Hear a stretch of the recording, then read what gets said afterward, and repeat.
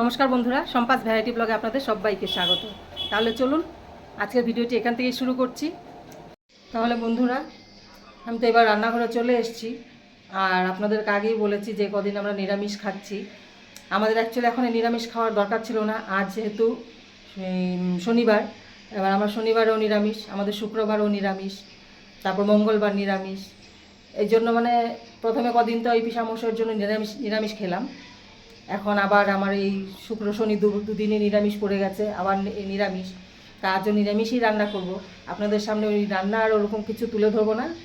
আজ আবার আমাদের বাড়িতে অধিবেশন দিচ্ছি ঠাকুরের।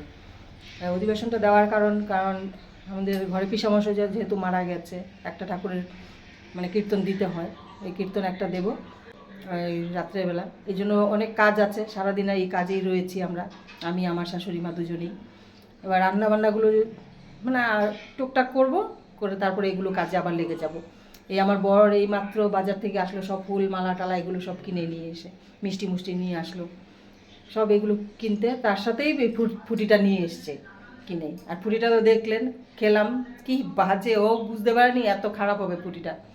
এই কাঁচা, পুরোটাই কাঁচা একদম। খেলাম, এনেছে টাকা দিয়ে, ফেলে দেবো, খেলাম সবাই মিলে।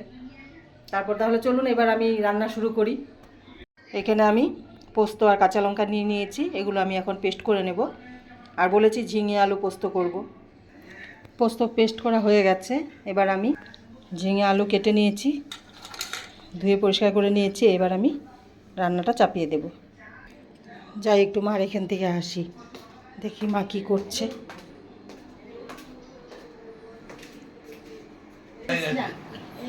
তোমার সেবা হয়েছে? তুমি কি সেবা করলে? আর ডাল, করলা ভাজা, হ্যাঁ, কাঁকরোল ভাজা, হ্যাঁ, আলু দিয়ে হ্যাঁ, সুন্দর করে খেলাম। বাহ, আমিও খেলাম। তুই আবার খেলি? তুই কি খেলি? বাহ, ওই রাত্রে খাওয়া দাওয়া হবে আবার। ফ্রাইড রাইস এসব খাওয়া হবে। হ্যাঁ, আজকে ঠাকুরটা পুরো তুলবে দিচ্ছে। এই চচ্চড়িটা তুই নিয়ে যা। হ্যাঁ, এটা আমি নিয়ে খেয়ে নেবো, ডাল দিয়ে ভালোই লাগবে খেতে। ভালো লাগছে খেতে এটা। না, আমি খেয়ে নেবো। তাই? হ্যাঁ, হ্যাঁ, হ্যাঁ, বাবা এটা মুড়ি দেখে দে রে। হ্যাঁ। বলি না এটা মুড়ি দেখে, ডালে ভাতে তিনটেই এক খাবার সেটিং হয়ে গেছে। বাহ, এত ভালো লাগছে খেতে। ভাতগুলো গোটা আজকে এদিকে আমার সব আমাদের বাজার টাজার করা হয়ে গেছে রাত্রের অধিবেশনের আমি জন্য। বাজার করেছি। হ্যাঁ, আমার মেয়ে আর মেয়ের বাবা দুজনে গিয়ে করে নিয়ে এসছে এই যে ফল সমস্ত টল। কিছু, এগুলো ফল টল এগুলো সব। এই যে ফুলের মালা টালা এগুলো। এইখানে এই ফুলের বাবা মালা তোমরা টালা। ফুলটা নিয়ে যা তো, ফুলটা নিয়ে যা। না, এখানে এসি চালানো থাকে তো এই জন্য তাহলে এখানেই মুখটা থাকো। খুলে দে। হ্যাঁ হ্যাঁ, খুলে দিচ্ছি। ফুলটা খুলে দে। হ্যাঁ, তাহলে ফুলটা ভালো থাকবে। এই ঘরে এসিটা চালানো থাকবে। হ্যাঁ। আর ওই ঘরে কি এখন এসিটা বন্ধ, বুঝেছো তো উপরে। ও। হ্যাঁ, তাহলে এই যে এসি চালানো থাকলে কি ফুলটা এমনি ভালো থাকবে, আর ফ্রিজে রাখতে হবে না। কিন্তু ফুলের ওই ঢাকনাটা খুলে দিলে ভালো হতো। কোনটা? ওই ছোটটা? ছোটটা? হ্যাঁ, ভিতরে একটু ঘামাঘামি আচ্ছা হয়ে আচ্ছা, ঠিক আছে, আমি খুলে দেবো। আচ্ছা বৌমা। উফ, হ্যাঁ মা। আচ্ছা।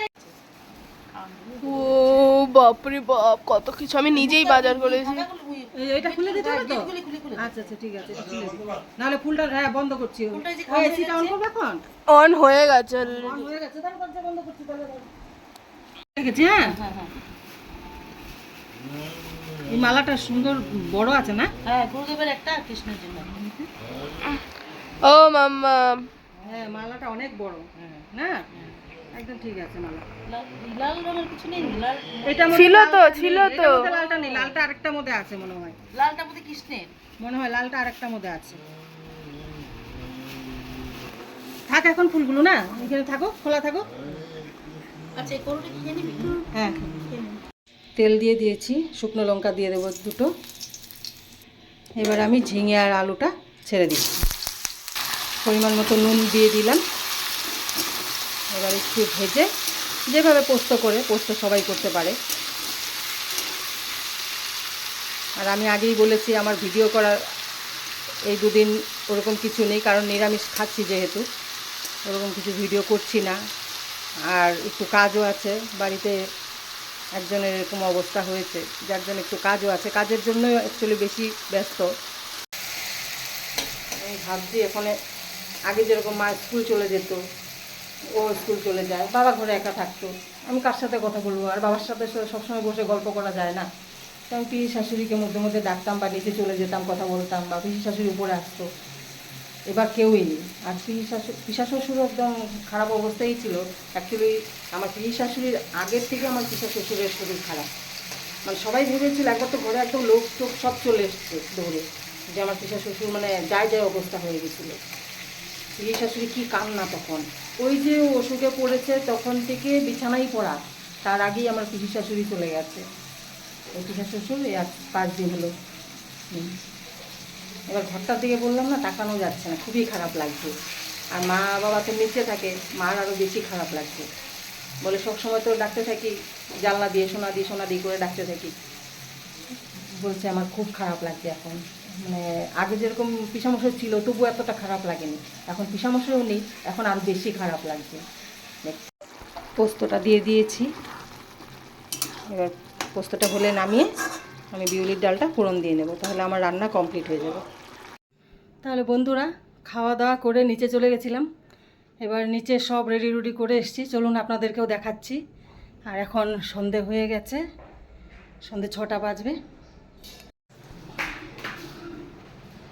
এদিকে মা সব রেডি করছে, আর এদিকে এই যে ঠাকুর বসানো হয়েছে, এগুলো সব আমি এখন এগুলো পেতে তারপর উপরে গেছি। মেয়েকে দেখুন অবস্থা, তুই এখানে শুয়ে পড়লি যে? Good night. এখনো লোকজন আসেনি। মা, ঠাকুরের একটা গান করো।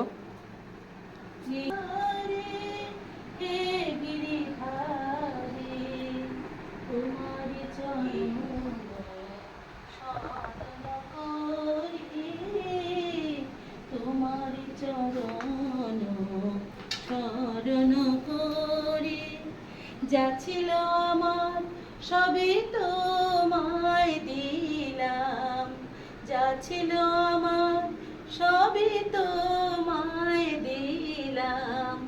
কুঞ্জ বিহারে হে গিরিধারে, কুঞ্জ বিহারে হে গিরিধারে, তোমারি চরণ শরণ নিলাম, তোমারি চরণ শরণ নিলাম।